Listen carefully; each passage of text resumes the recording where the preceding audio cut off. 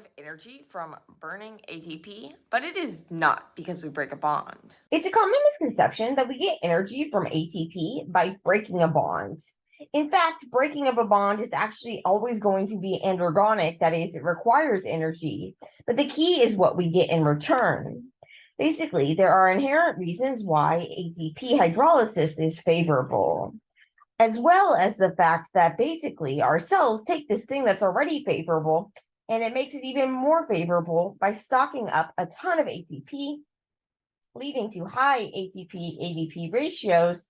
So that basically, if you think about ATP hydrolysis, we have a ton of reactants, not much products, and that way we're able to kind of tip the decks in the favor of keeping things far from equilibrium so that we can take this reaction that was already favorable, make it even more favorable.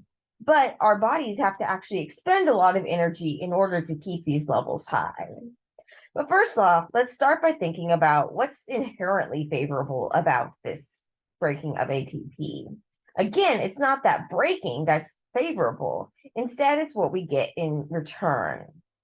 So basically, when we hydrolyze ATP, we don't just have to think about the ATP, we also have to think about the context that it's happening in.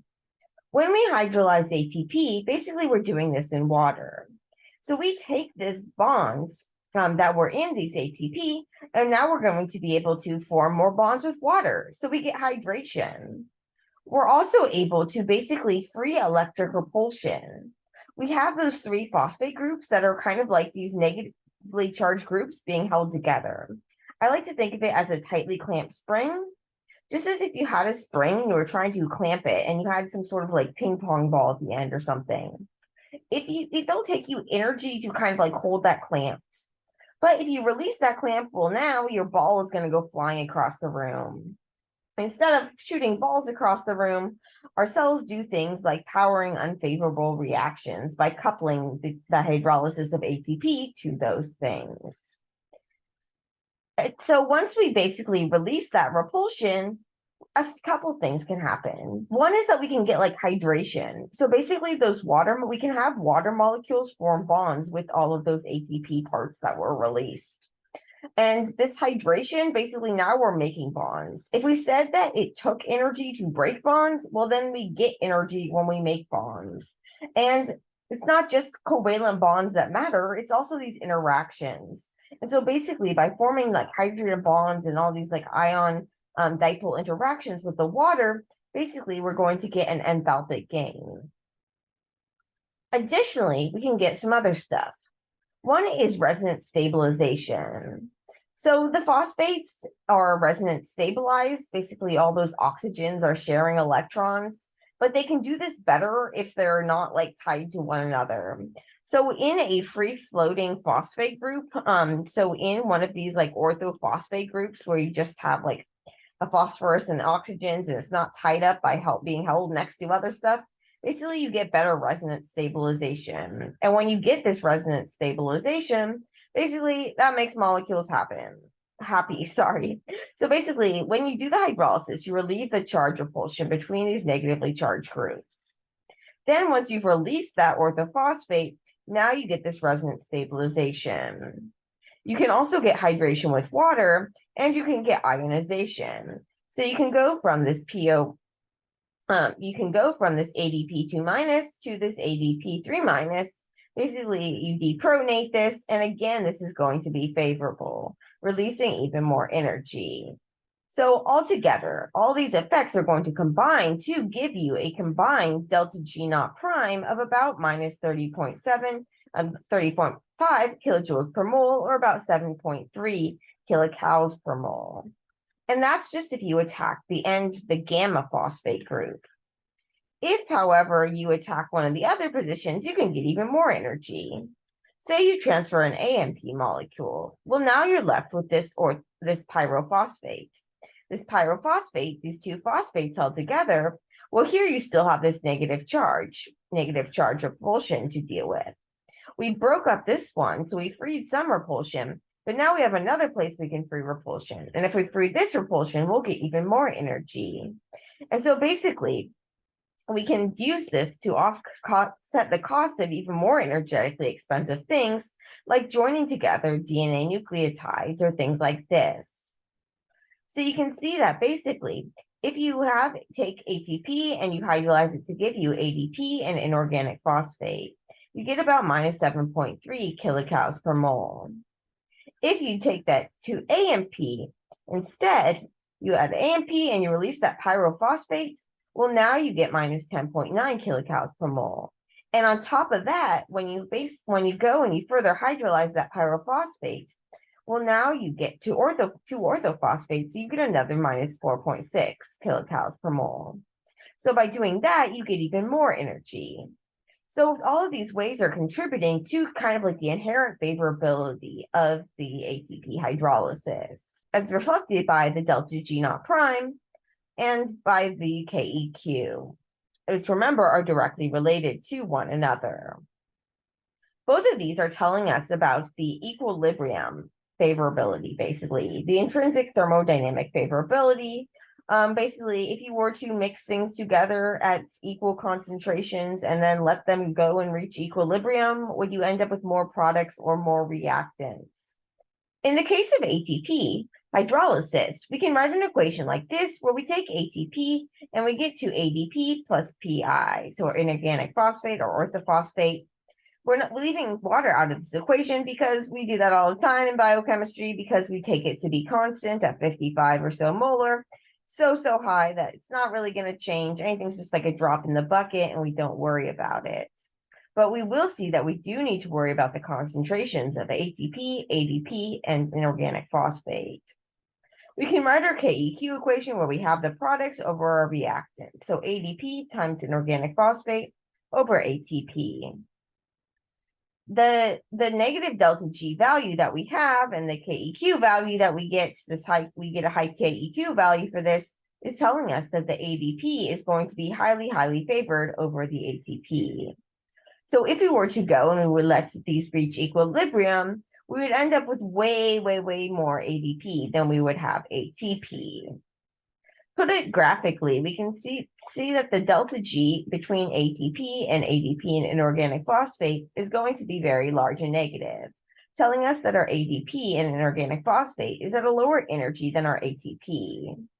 You can think about if you were to start at ATP and then you were to hydrolyze. Well, first you'd have to get over this activation barrier in order to get to the products, which is good, or else our ATP would kind of all just like fall down the cliff and be ADP, and we wouldn't have any ATP, which wouldn't be good. But basically, if we reach that activation barrier, which we can do with the help of enzymes, well, which lower that activation barrier, now we can get to this other side. And when we're down here, we're so much lower in free energy, that's going to be really hard to climb our way back up. However, what if we had a lot of our ADP in our inorganic phosphate? Here we can kind of think about creeping back up the side of the hill just by having a large concentration of the ADP and the inorganic phosphate. On the other side, if we had a lot of ATP, we can kind of think about creeping up this side by having a lot of the reactants. And in fact, formally, we can do this. We can calculate how far from equilibrium we actually are using a value of Q. Q is just like our KEQ in terms of it's our products over our reactants, but here we're at a point that's not equilibrium. And it's the Q versus the KEQ that's going to tell us which direction the reaction is currently favorable. So although the equilibrium constant might favor one direction, that doesn't mean that that's actually going to be the direction that's favored in the current moment. And even if it is the direction, it might be favored more or favored less. And it all depends on your Q versus your KEQ. So remember that the Q is where you are now, and the KEQ is where you would be at equilibrium. If your Q is greater than KEQ, this is saying that you have more products than you have reactants. You would want at equilibrium. And so basically, in order to reach equilibrium, you have to go backwards and make more reactants, less products. If, however, your Q is less than your KEQ, basically what that's saying is that you have less of the products than you would have at equilibrium, and so you're going to have a negative delta G. You're going to be driven forward. And the further we are from equilibrium, the more energy that is needed or given off to get to equilibrium. So a thermodynamic favorability and molecular usefulness is highly dependent on the concentrations, even for super inherently favorable reactions like our ATP hydrolysis. So if we want that ATP hydrolysis to be favorable, what do we need to do? Well, we need to get our Q be less than our KEQ. And so how are we going to do this? We're going to have to spend energy in order to do this. So basically, in order to keep that ATP being a good fuel, we have to keep the amount of ATP high. And in order to basically, if we keep ATP levels high, well, that compared to our ADP, that means that the reverse direction, actually making ATP from ADP, is going to be energetically costly. And so basically, we're going to have to put in a lot of energy and go through a lot of alternative routes in order to keep ATP stocked up so that we could burn ATP in a useful way. So just to put a little numbers on it, we said that we can say that the delta G naught prime of ATP hydrolysis is minus 7.3 kilocalories per mole. And remember that we could write this equation, KEQ, this equilibrium equation, as the concentration of ADP times the concentration of inorganic phosphate over the concentration of ATP, so our products over our reactants at equilibrium. We could then go and we could actually calculate what this would be. So this would actually be like 230,000, which would tell us that we'd have like so much more ADP than ATP if we were at equilibrium. But what do we actually have? In our cells, we actually have a lot more of the ATP than we have of the ADP. So you can see that instead of having thousands of times more our ADP, we actually have about 10 times more of our ATP. And so basically we have these concentrations highly stacked so that we have way more reactants than we have products. We're taking this reaction that was already inherently favorable and making it even more so. We're taking this and we're kind of creeping up this side. We're pushing up towards our products. You can kind of think of things like spilling over. And once they're down here in their products, well, now it's not going to be easy to go in the reverse. But so it'll be hard to make ATP this way, but by just reversing this, but we've given off a very large delta G, a lot of free energy that we can use to power other things. And in fact, if we go and we calculate this, we can see that the actual free energy change in our cells is closer to 12 kilocalories per mole, about minus 11.6 kilocalories per mole that we'll actually get from that hydrolysis, thanks to the concentrations being skewed so that we have this high ATP-ADP ratio. Because we need to conserve that ratio in order to conserve the power of our fuel. So basically, we need to remember that we don't want ATP levels to be fluctuating too wildly. We need our cells to have a reliable source of energy. And one way that we could have levels of something be fairly stable is by reaching equilibrium. But as we said, like at equilibrium, we'd have like way more ADP. And even if we still had enough ATP, well, there would be no drive to do anything. At equilibrium, there's no drive, no metabolism, no life. So instead, we can keep constant levels, fairly constant levels, by steady state.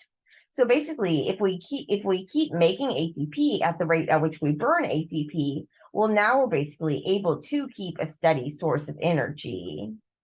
Slight challenge to this is that basically our body turns over a ton of ATP, as in about 66 trillion molecules of ATP that get turned over a day, meaning that basically that last phosphate, the gamma one, gets taken off and added back on 3 times per minute. So we need a way that's going to quickly keep ATP stocked up. Now, ultimately, we can use redox reactions to drive the production of ATP from ADP. We can go through glycolysis, the tricarboxylic acid cycle, go all the way through to oxidative phosphorylation, take this redox carriers, pass electrons from one thing to another, power this the pumping out of protons, the input through this kind of like dam-like thing. We get this ATPase. We're making ATP from ADP and inorganic phosphate. But that's a lot of work. And so if we need ATP quick, what are we going to do? There are a couple of options. One is adenylate kinase. Basically, what it's going to do is it can take two ADP molecules, join them together to give you ATP and AMP. Now, when you do this, basically you've increased the amount of your ATP and lowered the amount of your ADP, which makes the ATP more powerful, but you're also making it harder to go the other way. What you're also doing, however, is you're generating this AMP, which can serve as a good indicator of energy availability. So the ATP-AMP ratio is actually a better way to kind of know about the charge state of your cells than the ATP-ADP ratio. And a lot of enzymes and things are regulated by AMP as an allosteric regulator, because it could serve as a good signal that maybe your cells are running low on energy. Another way your cells can get ATP in a pinch, especially your muscles, is by basically storing, when times are good, store that phosphate group from ATP on creatine to give you phosphocreatine. And then when the ATP levels drop, you can then transfer that phosphate back from phosphocreatine onto ADP to give you ATP. And it's not just ATP that has the power. Basically, there are a lot of other phosphorylated compounds and thioesters with large negative free energies of hydrolysis. And ATP is actually kind of in the middle, which it makes sense because this allows it to be made from other high energy things, things like phosphoenolpyruvate. So that basically we have higher energy compounds that we can use to make ATP in order so that we can use the energy of ATP to power other things. So to review, the energy from ATP hydrolysis does not come from breaking a bond. Instead, it comes from what we get in return. This includes the freeing of charge repulsion, resonance stabilization, better hydration, ionization, all of that good stuff. But it's not from breaking the bond itself, which is always going to be endergonic. Additionally, if we were to attack the alpha phosphate position and free pyrophosphate, well, now what we can get is we can actually break that up, get entropy, get more hydration, get more resonance, all sorts of really great stuff. And so we can get a lot more energy this way. So these are all inherently favorable things. But then we have the not intrinsically favorable, but stacked in its favor to be favorable fact that we maintain a high ATP-ADP ratio. Basically, what we're saying is that we're keeping a lot more of our reactants than our products. That whole Le Chatelier's principle thing tells us that basically this means that we're going to be driven towards product formation. So ATP hydrolysis is going to be favored, even more than it would be favored before. And we can write this mathematically by thinking about the Q and the KEQ. So the Q is basically products over reactants at this point in time, compared to our KEQ, which was at equilibrium. We have the situation where basically our Q is going to be much less than our KEQ, which means that we have a lot less of our ADP compared to ATP at the present in our cells that we keep that way due to steady state than we would have at equilibrium, meaning that in order to reach equilibrium, the reaction would be driven towards the products. But of course, we keep things from reaching equilibrium because as we were to near equilibrium, basically that would mean that our fuel was losing power. So instead, what we do is we stock up on that ATP, and we spend energy to stock up on the ATP. But when we do this, we're then able to have this source of fuel that we can use in all sorts of different reactions. By having this one kind of like central source of fuel that all these different molecules and enzymes can use, we're able to basically cash in food from all sorts of different energy from all sorts of different foods and things like this, have this one kind of central like arcade tokeny type thing that we can use in all these different ways. And we don't have to have as many different molecules adapting to as many different things.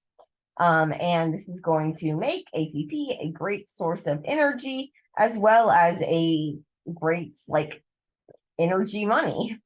So it's not just ATP though. We can get energy from GTP, from UTP, and from other high, quote unquote, high energy bonds. But remember that the breaking of the bond itself is not the part that gives you the energy. It's what you get in return.